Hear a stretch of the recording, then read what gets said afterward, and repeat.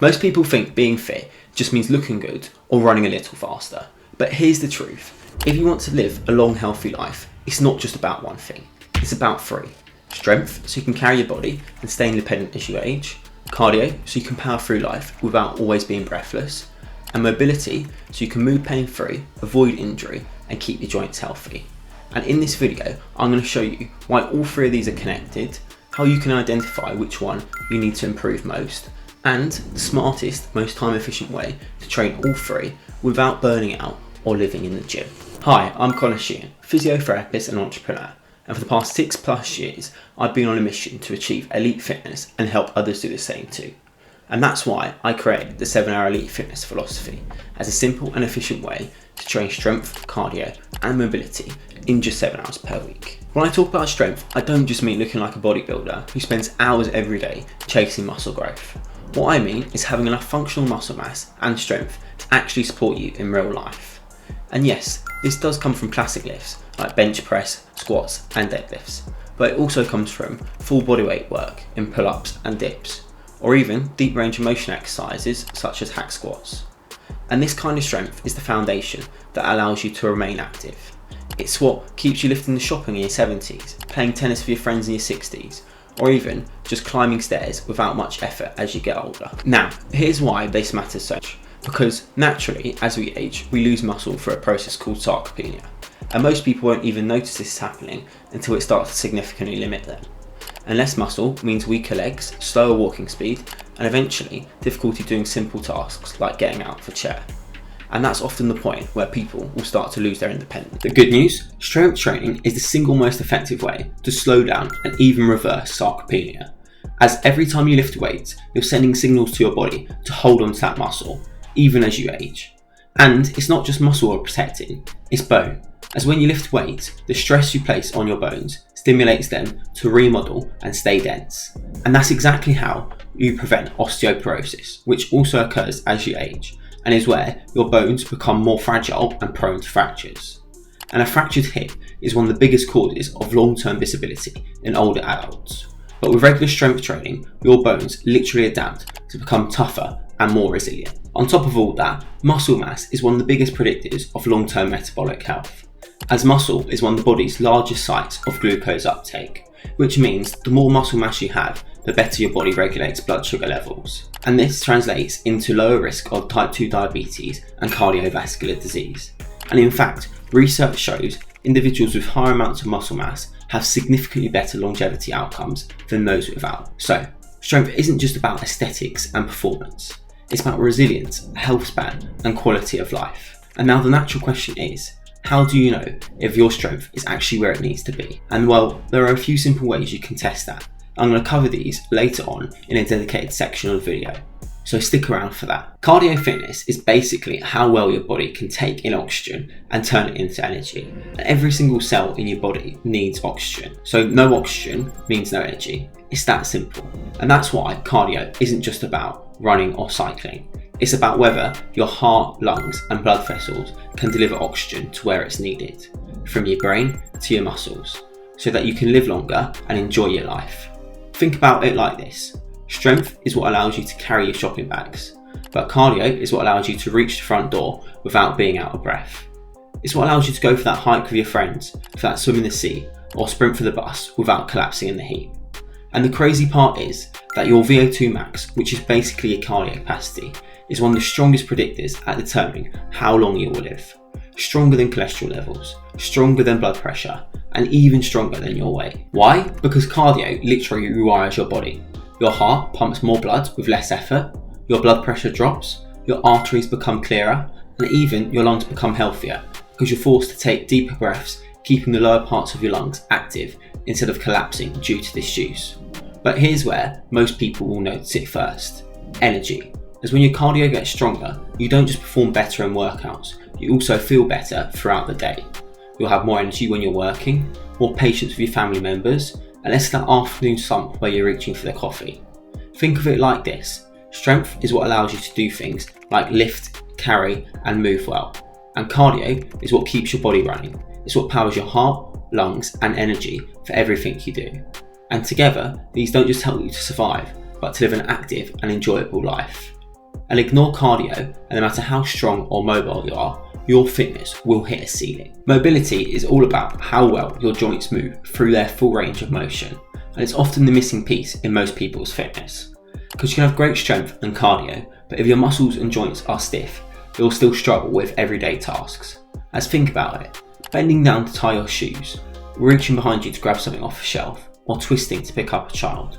All of these require good joint mobility.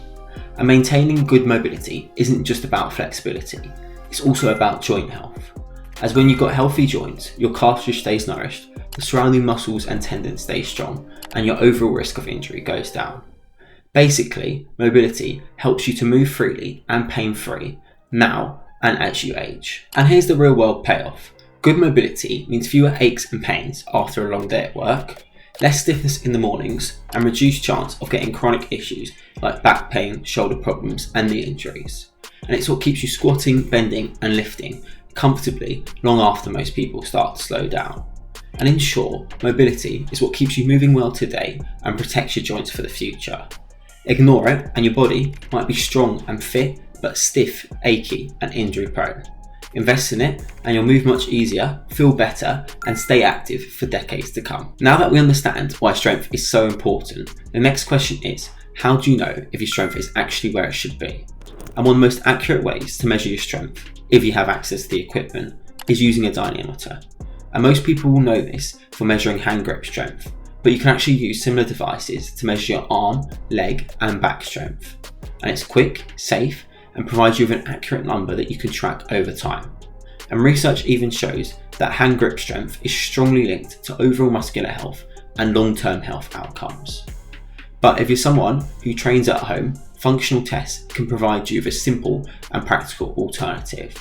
And two of the most commonly used and validated ones are push-ups, where you measure how many push-ups you can do with proper form, and this measures your upper body strength and core stability, or the sit to rise test, where you sit on the floor and stand up again without using your hands if possible. And this evaluates your lower body strength, balance, and mobility. And for those with access to a gym, you can also track your bench press, squat, and deadlift numbers. General guidelines for men would be to be able to bench press 1 times body weight, squat 1.5 times body weight, and deadlift 2 times body weight. And for women, being able to do 50 to 70% of these numbers would be considered healthy. The key here is to know your baseline, whether you're using a dynamometer, functional movements, or gym lifts, as tracking your strength over time can help you to train smarter, monitor progress, and ensure your muscles are supporting your long-term health, independence, and quality of life. Once you've assessed your strength, the next piece of the puzzle is cardio, which basically is how efficiently the heart and lungs work. And the best way to measure this is through a VO2 max test, which measures how much oxygen your body uses during a period of intense exercise. And typically, this is done in a lab or sports clinic where you perform a test on a stationary bike or treadmill to exhaustion whilst wearing a specialist mask which is connected to a metabolic analyzer. But most of us don't have access to that kind of equipment. And honestly, you don't need it to track your improvements, as one simple alternative is a 5k run as fast as you can, as it balances endurance and speed similar to a VO2 max test, but it's something anyone can do anywhere at any time for minimal cost. Or if you're someone just starting out or you want a simpler at-home alternative, you can do a 3 to 5 minute step test or a 1 mile walk/run to give you a good indicator of your current baseline and allow you to track improvements over time. The key is to measure your cardio regularly, about every 2 to 3 months, so you can see if your training is actually improving at capacity, as tracking your progress regularly allows you to gradually push yourself, increase the challenge, and ensure your heart and lungs continue to support your long-term health. And just like strength and cardio, the first step to improving your mobility is knowing where you stand. And the most accurate way to do this is through a physiotherapist like myself, who can assess your joint range of motion using a goniometer and perform muscle length testing to identify any tight areas. But not everyone has access to a physio clinic every week, and that's okay, because you can also get a good idea of where your mobility is at by testing certain movements. For beginners, you can see if you can touch your toes or hold a deep squat, and for those more advanced, you can see if you can do the splits or a backwards bridge.